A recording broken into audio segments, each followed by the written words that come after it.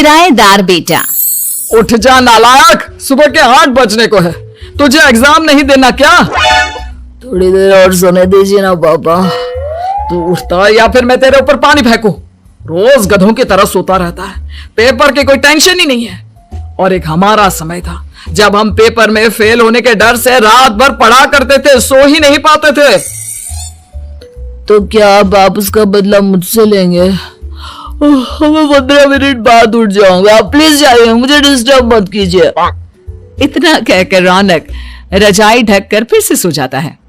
तू ऐसे नहीं मानेगा, रुक मैं अभी पानी लेकर आता हूं। बस फिर क्या था, इतना कहकर वो भागते हुए बाथरूम में जाते हैं और पानी की एक बड़ी सी बाल्टी लाकर रौनक के ऊपर फेंक देते हैं। पानी पड़ते ही रौनक झट से उठ जाता है। ये आपने क्या किया पापा? अब तो उठेगा नहीं तो यही करना पड़ेगा ना। वैसे थैंक्स डैड, आपके कारण ना अब मुझे नहाने की भी जरूरत नहीं पड़ेगी। चलिए अब आप माँ से बोलकर मेरे कपड़े निकलवा दीजिए, तब तक मैं ब्रश कर लेता हूँ। वैसे कल ना आप एक काम और करना, नहलाने के साथ साथ मुझे ब्रश भी करवा देना। ये ब्रश करने में ना मुझे बहुत आलस आता है। रौनक की बातों से अरविंद का मुंह खुला का खुला रह जाता है। वो अपनी पत्नी कमला के पास जाता है और रौनक की हरकतों के बारे में बताता है, जिसे सुन उसकी पत्नी हंसने लगती है। तुम अपने बेटे को समझाने के बजाय हंस रही हो। रौनक बच्चा है, धीरे धीरे सुधर जाएगा, आप क्यों उसके पीछे पड़े रहते हो? अभी नहीं सुधरेगा तो कब सुधरेगा? 10वीं क्लास में है रौनक, वो अब कोई बच्चा नहीं रहा। अरविंद की इतना बोलते ही वहां रौनक भी आ जाता है। क्या डैड, मैंने आपको एक काम दिया था, वो भी नहीं हुआ आपसे। अरे क्या हुआ बेटा? माँ, मैंने डैड से बोला था कि वो आपको बोलकर मेरे स्कूल की यूनिफॉर्म निकाल दे, लेकिन मेरे पीछे पड़ने के अलावा इनसे एक काम ढंग से नहीं होता। देख रही हो कमला, देख रही हो अपने लाडली को? अरे आप चुप रहिए जी। चलो बेटा, मैं तुम्हें कपड़े निकाल कर दे देती हूँ। बस ऐसे ही साल पर साल बीतते जाते हैं, लेकिन रौनक के रवैये में कोई बदलाव नहीं आता।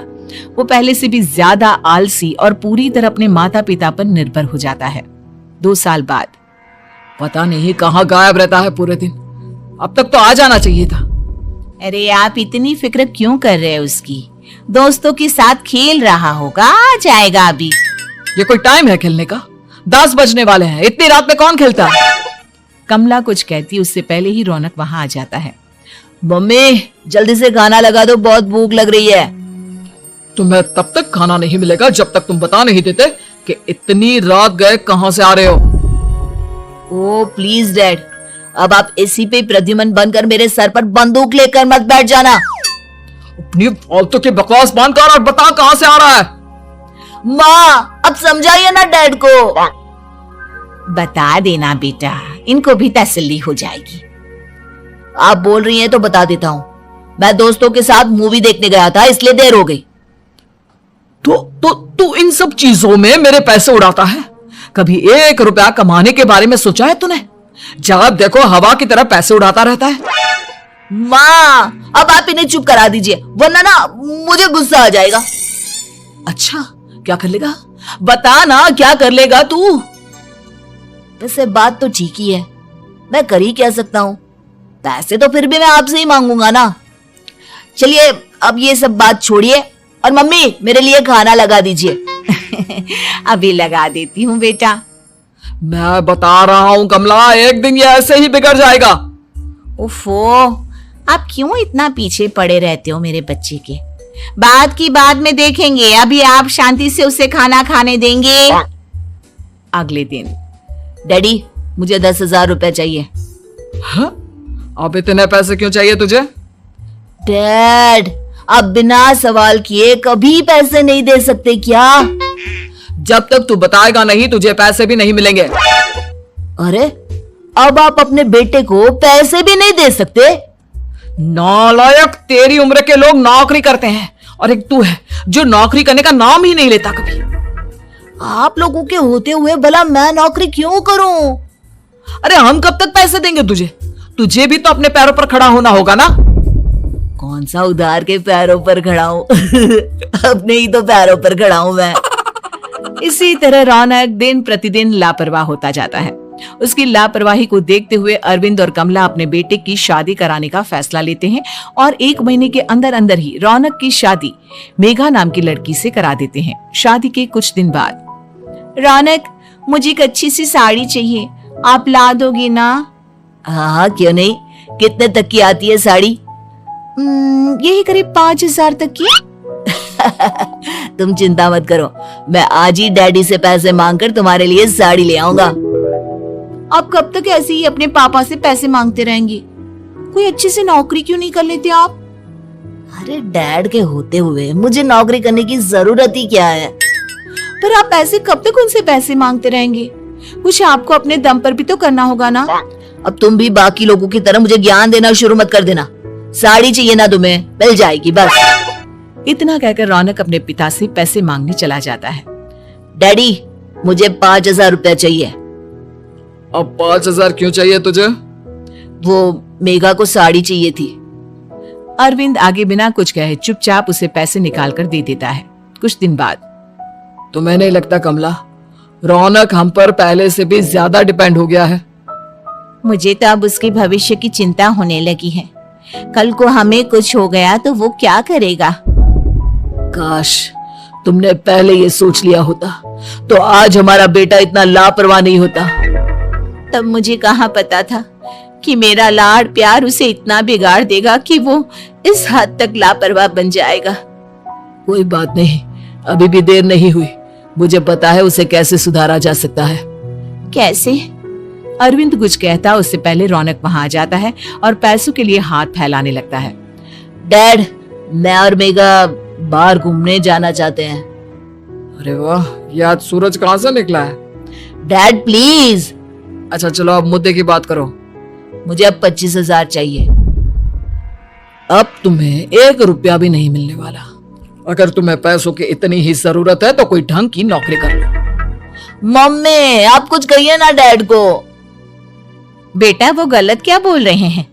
ये सब हम तेरे भले के लिए ही तो कर रहे हैं। मम्मा मैंने बताया ना आपको, मुझे नहीं करनी कोई जॉब वॉब। तो ठीक है, निकल जाओ हमारे घर से। तुम्हारे जैसे लोगों के लिए मैंने ये घर खड़ा नहीं किया है। जितना ये घर आपका है ना उतना ही मेरा भी है। मैं कहीं नहीं जाने वाला। जाना तो पड़ेगा ही तुझे, क्योंकि अब मैं तेरा कोई भी खर्चा नहीं उठाने वाला। ठीक है, मत उठाइए मेरा खर्चा, मैं अपने दम पर भी जी सकता हूँ।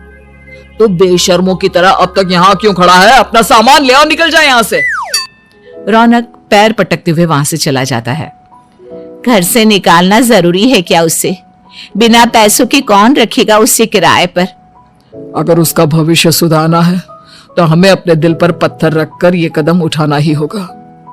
दोनों बात कर रहे होते हैं कि रौनक अपनी पत्नी के साथ एक बड़ा सा बैग लेकर घर से निकल जाता है, लेकिन घर से बाहर उसे कोई भी मुफ्त में अपने घर किराए पर नहीं रखता। अंत में थक हार कर वो फिर से अपने घर चला जाता है। क्या हुआ? थोड़ी देर पहले तो दहाड़ते हुए घर से निकला था, अब क्या हुआ? नहीं रखा ना किसी ने तुझे किराए पर? डैड प्लीज, मैं कुछ दिनों में कोई अच्छी सी नौकरी शुरू कर दूंगा। आप तब तक तो हमें रख लीजिए प्लीज। सुबह से रात हो चुकी है लेकिन कोई हमें रखने को राजी नहीं है। अब आप ही बताइए, इतनी रात को मैं मेघा को लेकर कहाँ जाऊंगा? ठीक है ठीक है, बहू की वजह से मैं तुझे घर पर रख रहा हूँ, लेकिन तू इस घर में एक बेटे की नहीं बल्कि एक किराएदार की हैसियत से रहेगा। 3 महीने है तेरे पास। इन 3 महीनों के अंदर अंदर मुझे तेरी पहली तनख्वाह हाथ में चाहिए, समझ गया? पक्का डैड, इन 3 महीनों के अंदर अंदर तो कोई बढ़िया सी नौकरी ढूंढ ही लूंगा मैं। ऐसे ही धीरे धीरे समय बीतने लगता है और अरविंद के दिए 3 महीनों में से 2 महीने बीत चुके होते हैं। पापा जी ने हमें 3 महीने दिए थे, जिसमें से 2 महीने तो बीत चुके हैं। अब ये आखिरी महीना बचा है। अरे तुम चिंता मत करो, आज मेरा ना 2 जगह इंटरव्यू है, दोनों में से कहीं ना कहीं तो जॉब लगी जाएगी। अच्छा, all the best. Raunak interview के लिए निकल जाता है, जिसके बाद शाम में रौनक घर आता है। कैसा गया इंटरव्यू? आपकी नौकरी लगी या नहीं? अरे पहले सांस तो ले लेने दो अच्छे से। बताइए ना, मुझसे तो जरा भी इंतजार नहीं हो रहा है। वो दरअसल बात यह है कि मेरी नौकरी तो लग चुकी है लेकिन पैसे बहुत कम है। कितने पैसे हैं? 15,000। इतने में अरविंद और कमला मिठाई का डिब्बा लेकर आ जाते हैं। बधाई हो बेटा। हम जानते थे तेरी जॉब जरूर लगेगी। लेकिन मेरी सैलरी बहुत कम है मम्मा। कम है तो क्या हुआ, धीरे धीरे बढ़ जाएगी। हाँ बेटा, हम तो बस चाहते थे कि तू अपने पैरों पर खड़ा हो जाए। मतलब अब आप मुझे घर से नहीं निकालेंगे? नहीं, ये सब हमने तुझे जिम्मेदार इंसान बनाने के लिए किया था। Thank you mummy papa. अगर आप दोनों ऐसा नहीं करते तो मुझे कभी अपनी जिम्मेदारियों का एहसास तक नहीं होता। आज आपने मुझे सिखा दिया कि इंसान का अपने पैरों पर खड़ा होना भी जरूरी होता है। इतना कहकर रौनक झट से अपने माता पिता के गले लग जाता है और अपनी कमाई की पहली तनख्वाह वो अपने माता पिता के हाथ में सौंपता है। इस तरह रौनक एक गैर जिम्मेदार व्यक्ति से एक जिम्मेदार व्यक्ति बन जाता है।